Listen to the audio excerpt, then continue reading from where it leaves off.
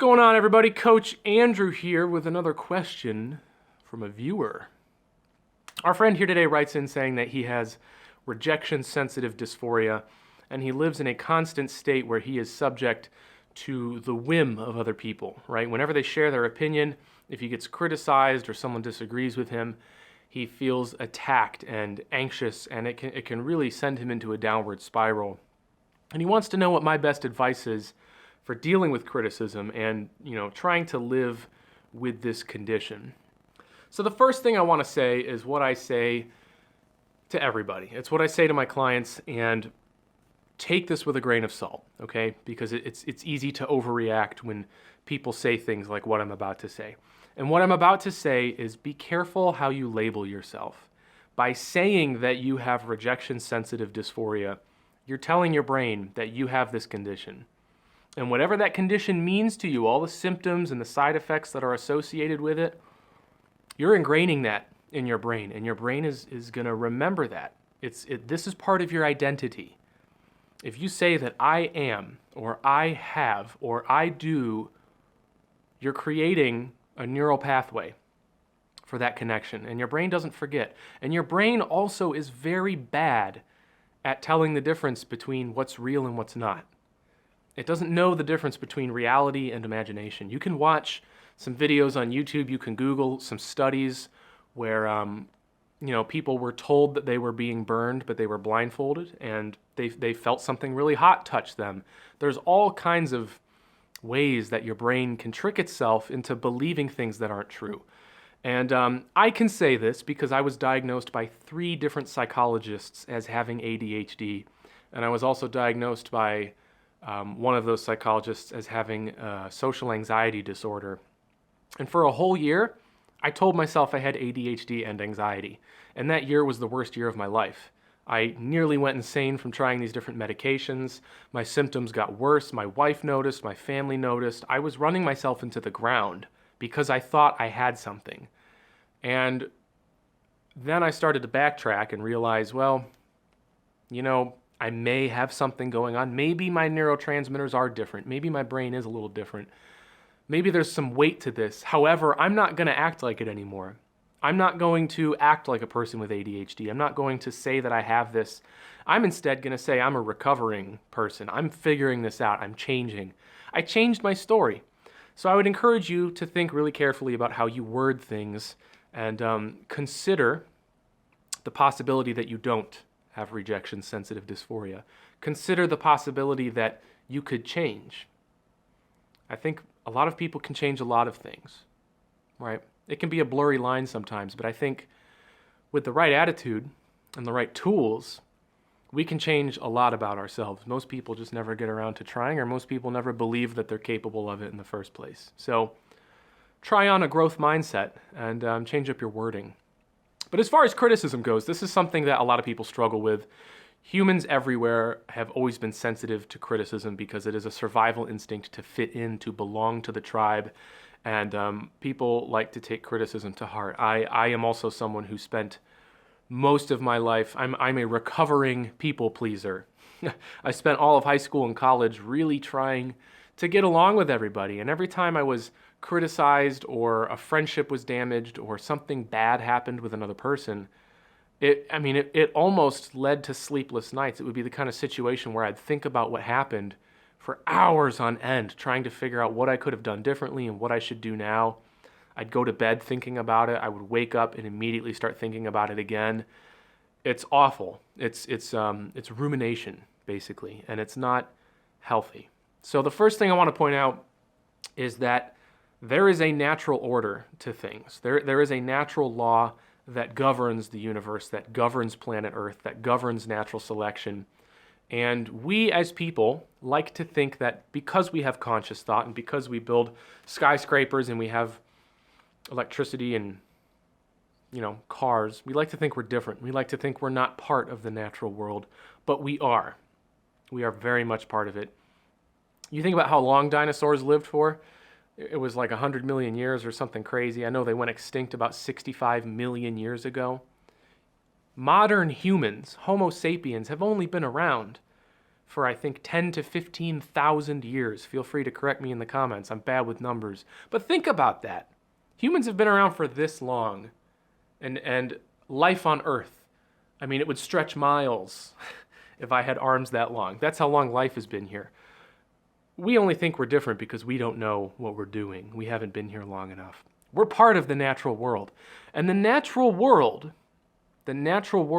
has rules. It has lots of different roles and parts to play. There's carnivores, there's herbivores, there's omnivores, there's decomposers, there's scavengers, there's predators, there's prey, there's plants, animals, fungus, bacteria, right? Endless amounts of variety and diversity. Everything has a part to play. Everything. And it all fits together. It all works despite the level of conflict, despite the insane amount of violence and change that is constantly happening all across this planet. You look at it from space, it looks the same. But there's all that internal change happening. And that's how humans operate. We operate the same way. Natural selection dictates our process. There's natural selection of ideas, politics, religion, right? Social revolutions, religious revolutions. Governments are subject to natural selection. That's what the American Revolution was, the French Revolution, the Chinese Revolution, the Russian Revolution. Something wasn't working anymore. People spoke up and it broke and it changed. We're all playing different parts. And you, my friend, are also playing a part in this world. You have your own opinions, your own experiences, your own beliefs, your own thoughts. And you're going to express yourself. You're going to play your part. And you will be subjected to the laws of the natural universe. There will always be scavengers. There will always be predators. There will always be people who disagree with you. There will always be people who agree with most of what you say but disagree with a few points. There's going to be people who are about 50-50. There's going to be people who disagree with literally everything you say.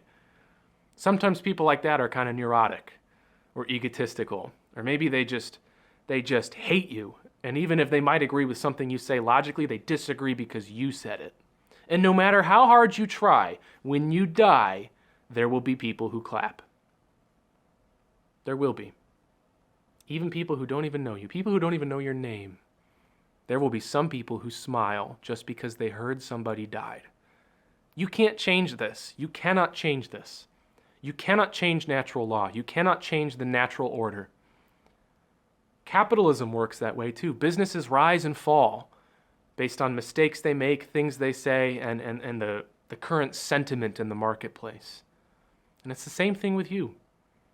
When people leave nasty comments on your Facebook posts or your Instagram pictures, when people love the anonymity of the internet, people are extra cruel on the internet. The internet tends to exaggerate these things, tends to exaggerate the characteristics of artificial selection and natural selection. So you have to remember that. There's a lot of people out there with dangerous ideas, people out there who disagree with you, people who are out to get people like you. And there's nothing you can do to get rid of them. And you should never be surprised when you encounter someone like that, because they're out there. They're out there. And it's okay. It's totally okay. You see, I still find myself occasionally getting worked up about, politics sometimes and the things people say. Sometimes people leave comments on my YouTube videos, and I have a small channel, a very small baby YouTube channel, and I still get mean comments every couple of weeks. And people will criticize me and say things that are literally addressed in the video. So I know that this person watched maybe the first minute of the video, got offended by something, and wrote a nasty comment without even giving me the chance to finish watching my video. They didn't even want to wait to see if I addressed it. They just wanted to let me know that I was wrong. And this is where human nature comes in. Because you have to remember that it's not about you. When people criticize you, very rarely is it all about you. Very, very rarely. It's usually about the person who's criticizing. Because the truth is, we're all human. We're all built mostly the same way, and we're all trying our best. Some of us might be trying our best at the wrong things, at intentionally bad things. I would like to think that most of us are trying our best to do our best. But whatever the case is, when people do things, they try to do things to the best of their ability. And if that means trolling, if it means going after people, if it means trying to make themselves look smart on the internet, that's what they're going to try to do. There's always going to be people who disagree with you. And furthermore, you're not much different from these people. You have to remember that too. We all make mistakes, and we all have fragile emotions and delicate egos, and we have a self-image that we don't like to be disturbed or touched by other people. We like to hear praise, and we like to hear other people confirm the things that we believe and think about ourselves, but we don't like it when the world or other people shake up that self-image. We don't like it when people conflict with the way that we think about ourselves. It makes us upset. And when things happen in life, we get aggressive. When we feel cornered, when we feel criticized or ostracized, when we feel like we're being cornered or isolated, we lash out, right? Sometimes people skip breakfast and they get really hangry. I do if I don't eat enough food. And my temper is shorter when I'm hungry, right? Or when I'm anxious or stressed. And I will lash out and say things that I don't necessarily mean. Other people do that too. Most of the time, it's not about you. It's usually about what that person is going through at that particular point in their life. We're all fighting our own battles, right? In fact, I have this right here. Be kind, for everyone you meet is fighting a hard battle, right? That's the truth. Everyone is dealing with their own demons. Everyone's dealing with their own problems. And sometimes the best way to live life is to go through life picturing every person you encounter as having wings and a halo, right? Picture them as an angel, and they're just trying to do their best, and they're failing at times. They're not giving other people the chance that they deserve. They're being too critical about themselves. They're insecure, and they want to feel important. They want to feel intelligent. Maybe they're really, really low on the social totem pole, and if they can go on YouTube and, point out the flaws or criticize another person who put a video up, for that moment, it makes them feel like they're better than someone else. It makes them feel like they're worth more. And you have no idea what's going on in their life. You have no idea where they are or what they've been through or what they're trying to do. You probably will never know. Sometimes the best thing you can do is to just give that person that moment, because they probably need it, right? It's an unhealthy way to pursue validation, but it's not your job to show them what a healthy way is. It's not your job to tell them that they're wrong. It's not your job to tell them that they shouldn't do that and they shouldn't treat people that way. That's not your job. It's their job to figure those things out. And if they're in a place in their life right now where they feel like it is a responsible way to spend time to write a paragraph of aggressive diatribe on someone's YouTube video, then that's where they're at in their life. And that speaks volumes about who they are and what they're going through. If their priority means taking time out of their day to leave nasty comments, you know everything you need to know about this person, and you can move on. You can let them have that. You can understand that there's just a person who's dealing with things just like you are. They might not be dealing with it effectively. It's not your business. None of it's your business.